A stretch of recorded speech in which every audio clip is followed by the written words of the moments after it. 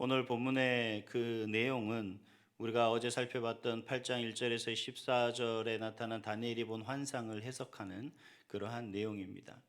이 환상을 우리가 어떻게 볼 거냐, 종말론적인 어떤 입장에서 봐야 되겠죠. 오늘 본문에서도 분명히 이 환상은 정한 때 끝에 관한 것이다라고 분명하게 말씀을 하고 있는 것으로 보아서, 과연 우리가 이 시대를 살아가는 그 모든 삶 속에서 마지막 때 하나님께서 어떻게 역사하실 것인지, 하나님께서 우리에게 구원의 은혜를 어떻게 베풀어 주실 것인지, 또 하나님의 구속사가 우리 가운데 어떻게 진행되어질 것인지에 대한 짐작할 수 있는 그런 하나님의 말씀이다라고 할 수가 있습니다.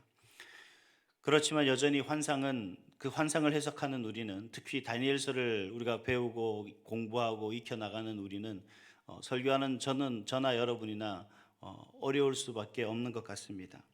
하지만 오늘 본문에서 말씀하고 있듯이 이 세상은 분명히 끝이 있고, 그 끝 가운데서 하나님께서 우리를 분명히 구원하신다고 자시는 그 사실만은 변하지 않는 것 같습니다.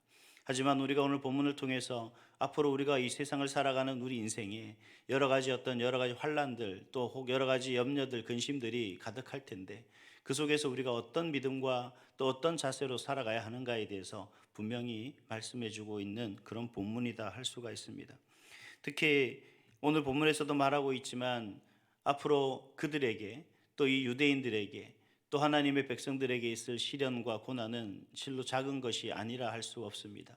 그들을 괴롭히고 그들 가운데 서서 그들을 핍박하는 그러한 존재 자체가 아주 강력한 그러한 사람이기 때문에 그렇습니다. 학자들은 그를 적그리스도라 표현하기도 하고, 혹은 사탄의 어떤 명을 받은 그러한 사탄의 대언자, 대신하는 그러한 사람이다라고 그렇게 이야기하기도 합니다.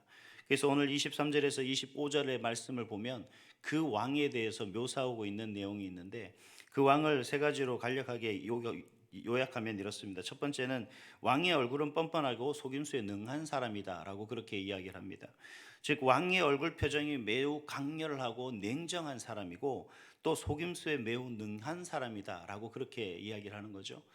이 속임수에 능했다라는 그 표현을 우리 영어 성경의 NIV 성경에 의하면 책략이 뛰어난 사람이라고 그렇게 해석하는 것을 볼 수가 있습니다. 다시 말하면 아주 정치적으로 능한 그러한 지략을 가지고 있는 그러한 사람이다라는 거겠죠. 또한 그 얼굴 표정과 그런 모습뿐만 아니라 두 번째 보면 왕의 권세에 대해서 이야기하고 있는데, 왕의 권세는 강하고 그 힘은 다른 것에서부터 비롯된 것이다 라고 그렇게 묘사하고 있는 것을 볼 수가 있습니다. 다시 말하면 이 왕이 가진 힘은 왕이 가진 자체적인 어떤 본연의 힘이 아니라 제3의 세력에 의해서 받은 그런 힘일 것이다 라고 이야기하는 거겠죠. 그래서 많은 학자들이 넓은 의미에서는 하나님께서 허락하신 것으로서 볼 수가 있지만, 또 좁은 의미에서 본다면 사탄으로부터 비롯된 힘이다라는 그런 견해들로 나누어지기도 합니다. 그러나 분명한 것은 그가 가지고 있는 그 힘 자체가 중요한 것이 아니라, 그가 제3의 세력으로부터 받은 그 힘을 통하여서 그가 어떤 역할을 하고 있느냐가 중요하겠죠. 그래서 그가 그 힘을 이용해서 파괴하는 것뿐만 아니라 강한 자들과 거룩한 백성들을 멸하는 그런 모습으로 묘사하고 있는 것을 볼 수가 있습니다. 마지막으로 그 왕은 어떤 사람이냐? 꾀를 내고 심지어 자기 손으로 속임수를 행하고 마음이 스스로 큰 채하며 또 평화로울 때 많은 무리를 멸하는 그러한 사람으로 묘사되고 있는 것을 볼 수가 있습니다. 앞서 말씀드린 것처럼 책략이 뛰어난 왕은 지능적으로 사람을 속이는데, 사람들이 짐작할 수 없을 정도로 아주 간교하고 아주 간악하게 백성들을 속인다는 겁니다. 그리고 그 백성들을 착취하고 그 백성들을 박해한다라는 거죠. 이러한 왕이 등장했을 때 이 백성들이 얼마나 힘들고 어려운 삶을 살 수 있겠느냐 하는 부분입니다. 우리가 악해져 가는 이 세상을 살아가는 우리 인생 속에서, 이 세상은 점점 그러한 왕들의 등장으로, 그러한 사람들의 등장 속에서 우리 그리스도인들은 신앙을 지켜 살아가는 것이 참 힘들고 어려운 그 모습들을 보여줍니다. 저는 이 대목을 바라보니까 다니엘서 1장에서 7장까지의 그 다니엘의 인생이 마침 이 23절에서 25절의 이야기 속에 마치 오버랩되는 그러한 그 느낌을 많이 받습니다. 왜냐하면 다니엘이 바벨론으로 느부갓네살 왕에 의해 포로로 붙잡혀간 이후의 삶의 모든 삶을 보면, 그러한 왕들의 온갖 그 계략과 이러한 속임수 속에서 그가 바벨론의 생활을 시작하게 되죠. 왕은 왕의 왕궁에서 그 왕이 먹는 음식과 그 좋은 옷들과 또 그들에게 좋은 그런 성적과 그들이 가지고 있는 모든 것을 제대로 다 왕의 명령을 수행하면 그들은 정말 말 그대로 호의호식할 수 있는 그런 조건을 주어졌습니다. 하지만 다니엘은 그러한 것에 무릎 꿇지 않고 끝까지 하나님을 선택하고 하나님만을 바라보는, 그 눈앞에 있는 그런 호의호식과 모든 권력과 권세를 누리는 그 일을 마다하고 오직 하나님 한 분만을 바라보고 믿고 의지하며 나아가는 그 모습들을 보여준다는 거죠. 그래서 오늘 본문에서 우리가 다른 것은 다 환상에 대해서 이해하기 힘들고 어렵다 할지라도 꼭 잊지 말아야 할 대목이 있습니다. 25절의 끝부분입니다. 25절을 보시면 그 마지막 절에 보면 또 스스로 서서 하는 부분이죠. 그 중간쯤에 같이 읽습니다. 시작. 또 스스로 서서 만왕의 왕을 대적할 것이나 그가 사람의 손으로 말미암지 아니하고 깨지리라. 무슨 말입니까? 물론 여러 견해가 있지만 가장 중요한 것은 하나님이 그를 심판하시겠다는 얘기입니다. 그러니까 사람의 손에 의해서, 다시 말하면 지금 현재 이렇게 그리스도인을 핍박하고 하나님의 백성들을 핍박하는, 박해하는 그런 사람이 또 다른 힘 있는 왕이 등장해서 그 사람을 물리치는 것이 아니라 하나님께서 그를 심판하시겠다는 얘기입니다. 어떤 문헌에 의하면 그 왕이 하나님 앞에 자신이 회개하는 그런 어떤 어투로 하나님 앞에 이야기를 하는 것을 볼 수 있었지만 하나님은 결코 그를 용서하지 않고 심판하셨다.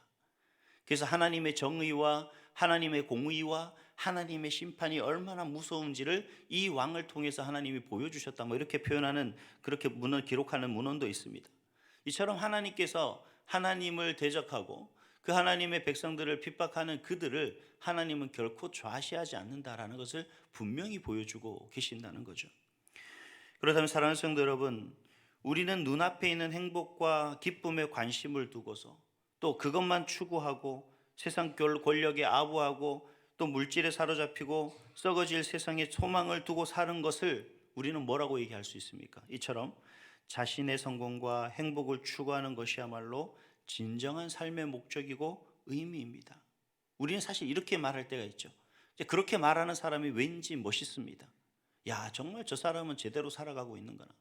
우리는 여러 가지 핍박과 환난과 어려움 속에 살아가지만 그저 그 모든 핍박과 그 모든 것을 견디며 어떻게든 하루하루 하나님 안에서 살아가려고 애쓰고 수고하는 그 모습을 비교해 볼 때 이런 멋진 말을 하고 멋진 삶을 살아가는 그들과 우리의 모습은 너무 많은 차이가 난다는 거죠. 여러분, 잘 사는 사람들이 부럽습니까? 저는 부럽습니다. 물질이 많은 사람이 부럽지 않습니까? 부럽죠. 모든 것을 누리고 사는 사람들이 부럽죠.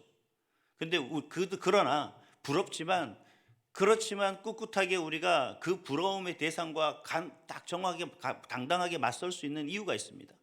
뭐냐 하면 그 모든 것의 주인 되신 하나님이 나의 하나님이기 때문인 줄 믿습니다. 두렵고 단지 부럽죠. 누구보다도 더 부럽습니다. 좋은 차, 좋은 집, 모든 것을 거침없이 쓸 수 있고 자녀들에게 마음껏 해줄 수 있는 그런 삶의 모습을 보면 부럽지 않다고 얘기하면 저는 거짓말일 것 같아요. 그러나 이러한 것을 부러워하고 그러한 것을 살며 그러한 것을 추구하는 것이 문제지, 그 부러움 속에 쓰지만 그 부럽지만 나는 당당하게 하나님의 자녀, 하나님의 사람에, 그리고 우리가 소망을 두고 있는 하나님 나라에 그 모든 것을 소망을 두고 살아간다면 잠시 부러울 뿐이지 그것이 영원토록 우리 삶의 인생의 목적이 되지는 않는다는 얘기입니다. 왜 잠깐 그것이 부러울지 않을 수가 있겠습니까? 하지만 중요한 것은 하늘에 소망 없이 살아가며 세상의 부귀영화를 누리고 호의호식 살아가는 그들의 삶 전체가 우리에게 부러움의 대상은 아니라는 거죠. 만약 그렇다면 우리는 어떤 사람이 되느냐? 하늘에 소망 없이 그들이 세상을 살아가는 그 모습의 부러움 속에 살아가는, 즉 하나님을 등지고 하나님을 믿는 믿음이 아니라 여전히 악한 세력의 그 권력에 편승해서 그저 이 세상에 호의호식하는 그 삶을 추구하는 어리석은 삶의 모습에 지나지 않는다는 거죠. 그래서 우리가 이 세상에 살아갈 때는 관점이 필요합니다. 그 모든 관점을 다 내려놓고 우리는 하나님의 관점에서 바라봐야 되는 거죠. 그러기 위해서는 우리는 내가 바라보고는 어떤 모든 관점들을 깨버려야 되는 거예요. 왜 부럽습니까? 물질적인 관점을 바라보니 호의호식하는 것이 부러울 수밖에 없죠. 그 물질적인 관점을 깨버려야 됩니다. 누가 더 잘 사냐? 누가 더 잘 살고 있느냐? 이것이 문제가 아니라 지금 내가 하나님을 얼마나 하나님을 신뢰하고 그 하나님을 의지하고 사느냐가 바로 하나님의 관점입니다. 내가 하나님과 얼마나 함께하며 그 하나님을 의지하는 가운데 하나님이 나를 어떻게 인도하시고 있는지에 대한 관심이 바로 하나님의 관점이라는 거예요. 그렇기 때문에 우리가 그 외의 모든 것들을 어떻게 해야 되느냐? 깨트려 버려야 한다는 겁니다. 부서져야 돼요, 그런 것들이. 그래야만 우리는 하나님의 관점으로 살아갈 수가 있다라는 겁니다. 앞서 25절의 그 부분을 읽었듯이 결국 우리가 하나님의 구원을 받고 하나님 나라에서 영원한 삶에 입성하기 위해서는 우리를 유혹하고 미혹하는 이 세상에서 모든 세상적인 관점, 인간적인 관점을 깨버리고 오직 하나님의 관점에서 바르게 살아야 한다는 것이죠. 자, 그러기 위해서는 우리에게 필요한 것이 뭐냐? 바로 그 필요한 것을 우리는 하나님 앞에 간구해야 됩니다. 여러분, 기도하실 때 뭐라고 기도합니까? 바로 이러한 것을 달라고 기도해야 된다는 거예요. 그래서 오늘 이 시간에는 무엇을 달라고 기도해야 되는지에 대해서 오늘 본문을 통해 간략하게 세 가지로 말씀을 드리고자 합니다. 첫 번째는 뭐냐면 하나님과 동행을 간절히 사모하고 기도해야 된다는 거예요. 오늘 본문에서 보셨듯이 한 왕이 등장하죠. 그리고 그 왕이 어떤 왕이라고 합니까? 얼굴이 뻔뻔하고 속임수에 능하다라고 했습니다. 우리 속담에 열 길 물속은 알아도 한 길 사람 속은 모른다라는 말이 있듯이 우리가 아무리 뛰어난 지식을 자랑하고 지혜를 자랑한다고 해도 사람이 작정하고 속이면 우리는 당할 수밖에 없습니다. 그렇게 매사에 속이기에 능숙한 그러한 대상을 통해서 또 그러한 대상이 우리에게 항상 달콤한 것으로 유혹을 하고 있다는 거죠. 마태복음에 보면 사탄이 예수님을 어떻게 유혹합니까? 당신이 하나님의 아들이면 돌덩이가 떡덩이가 되게 해라. 그렇게 유혹을 하죠. 성전 꼭대기에서 뛰어내리면 당신이 하나님의 아들이다. 내 그것을 인정하겠다라고 그렇게 이야기를 합니다. 근데 사실 여기까지는 뭐 그저 그렇습니다만 별로 유혹되지 않죠. 근데 마지막 세 번째가 혹할 수가 있습니다. 만약에 사탄은 이렇게 얘기하죠. 내게 절하면 천하 만국을 보이며 모든 권위와 그 영광을 주겠다라고 그렇게 예수님에게 말을 합니다. 만약에 제가 그러한 상황이라 그러면 한번 라는 생각을 할 수도 있을 것 같습니다. 근데 예수님은 마지막 사탄에게 이렇게 경고합니다. 마태복음 4장 10절에 주 너희 하나님께 경배하고 다만 그를 섬겨라. 여러분, 오늘 이 세상을 살아가는, 그리고 이 세상 속에서 여러 가지 유혹과 그리고 우리가 핍박 가운데 살아가는 우리 인생, 흔들리는 우리 믿음 가운데 살아가는 그 인생들에게 예수님은 말씀하고 계신 겁니다. 주 너의 하나님께 경배하고 다만 그를 섬기는 삶을 살아라. 이것이 바로 하나님과 동행하는 삶의 지름길입니다. 이처럼 사탄의 끊임없는 유혹과 미혹으로 우리를 넘어뜨리려고 하고 그 방법이 통하지 않을 때는 핍박으로서 우리를 괴롭히기 시작하죠. 이런 것들을 극복하는 길은 바로 기도의 삶이요, 말씀의 검으로 무장하여 승리하는 삶을 사는 길이며, 이 길은 결국 하나님과 동행하는 길밖에 이길 수 없습니다. 사랑하는 성도 여러분, 하나님은 우리가 십자가 군병으로 승리하기를 원하시고 믿음의 선한 싸움으로 승리하기를 원하시고 거룩한 백성의 궁극적인 승리는 우리에게 이미 약속하고 계시다는 사실입니다. 주님 다시 오실 그날까지 하나님과 동행하심으로 승리의 면류관을 그날에 쓰시기를 간절히 소망합니다. 두 번째는 하나님의 능력을 우리가 힘입어야 됩니다. 다시 말하면 우리가 기도할 때 하나님의 능력으로 충만한 삶을 살기를 기도해야 된다는 겁니다. 본문 24절을 보면 그 왕의 권세는 실로 대단하죠. 막강한 힘으로 파괴하고 파멸합니다. 막강한 권력 앞에 우리는 연약한 존재일 수밖에 없습니다. 그러나 그것은 우리가 하나님의 자녀, 하나님의 백성이 아닐 때의 이야기라는 거죠. 우리가 분명 하나님의 자녀죠. 그렇죠? 저와 여러분은 하나님의 자녀입니다. 그래서 사도 바울은 이렇게 얘기하죠. 빌립보서 4장 13절에 내게 능력 주시는 자 안에서 내가 모든 것을 할 수 있다. 하나님의 자녀이기 때문에 그 모든 것이 가능하다는 겁니다. 그리고 에베소 교회 성도들에게도 이렇게 권면합니다. 에베소서 6장 10절에 끝으로 너희가 주 안에서와 그의 힘의 능력으로 강건하여져라 라고 그렇게 권면하는 것을 볼 수 있습니다. 우리가 하나님의 백성이기 때문에 하나님이 주시는 능력으로 강하여지고 하나님이 주시는 능력 안에서 이루지 못할 그 모든 것들이 없다라는 얘기입니다. 성도 여러분, 우리가 이러한 적그리스도의 핍박을 이기며 최후 승리를 거두려면 어떻게 해야 하겠습니까? 방법은 하나밖에 없어요. 그리스도에게 권세를 준 사탄보다 더 큰 권세를 가지신 한 분 하나님, 그 전능하신 하나님을 의지하는 겁니다. 그러한 강력한 권세를 지닌 대상이 누구냐? 바로 하나님 한 분뿐이시라는 사실입니다. 그래서 세상 어떤 권세자라 할지라도 또 전능하신 하나님 앞에서는 절대 약자가 될 수밖에 없다는 사실을 기억하시고 또 전능하신 하나님의 능력으로 충만하여서 오늘도 승리하는 여러분이 되시기를 간절히 소망합니다. 마지막으로 우리가 기도해야 될 것은 뭐냐면 겸손의 모습입니다. 본문 25절에 보면 그 왕은 마음에 스스로 큰 체하며 했습니다. 그리고 그의 결국은 어떻게 된다고 말씀드렸죠? 그가 사람의 손으로 말미암지 아니하고 깨지리라 라고 그렇게 말씀하시는 것을 볼 수가 있습니다. 사실 겸손해야 된다라는 말에 그런 모습들을 우리가 살펴볼 수가 있는데 우리가 겸손에 대한 많은 교훈들이 잠언서를 보면 우리에게 교훈하고 있는 것을 볼 수 있어요. 잠언서 15장 33절이나 18절 12절에 보니까 겸손은 존귀의 길이다 라고 그렇게 길잡이다 라고 말씀을 하시고 또 잠언서 22장 4절에 보니까 겸손과 여호와를 경외하며 보생은 재물과 영광과 생명임이라 말씀하십니다.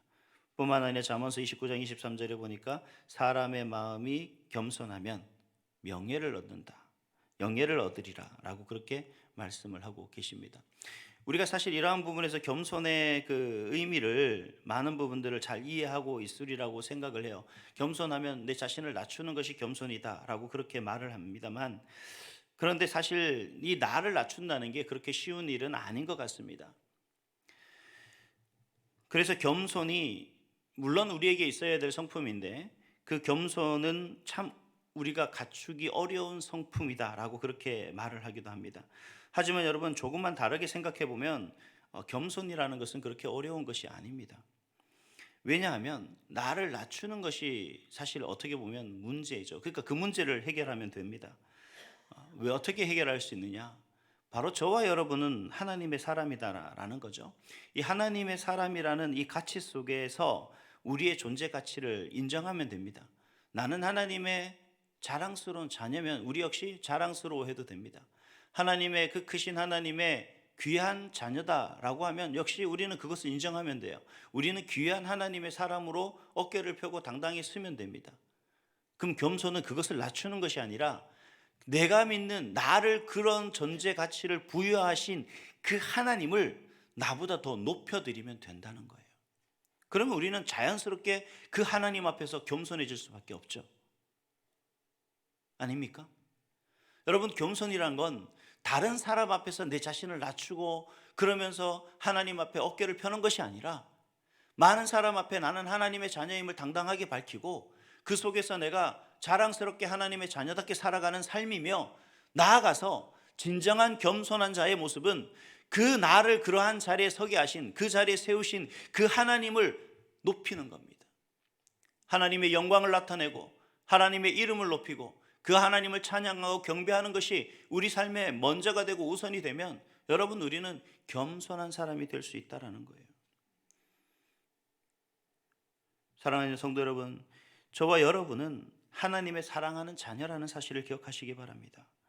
하나님께서 태초부터 지명하여 부른 하나님의 자녀라는 사실을, 귀한 자녀라는 사실을 꼭 기억하시길 바랍니다.